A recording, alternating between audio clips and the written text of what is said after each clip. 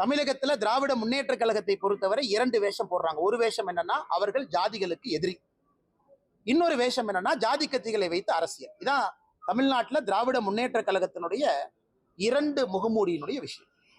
இன்னைக்கு அவங்க என்ன சொல்றாங்க, மாதிரி பெயர்கள் அந்த ஜியோல போட்டிருக்கிறாங்க. அதாவது இந்த பெயர்ல வைக்காதீங்க, மாதிரி பெயர்கள் வைங்க.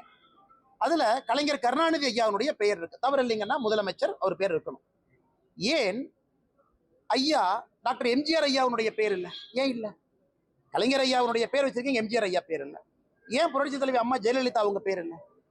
எதற்கு முத்துராமலிங்க தேவர் ஐயாவுடைய பெயர் இல்லை? நீங்க தேவர் சமுதாயத்துல பாக்குறீங்களா? அது பொதுப்படையான தலைவர், தேசியவாதி.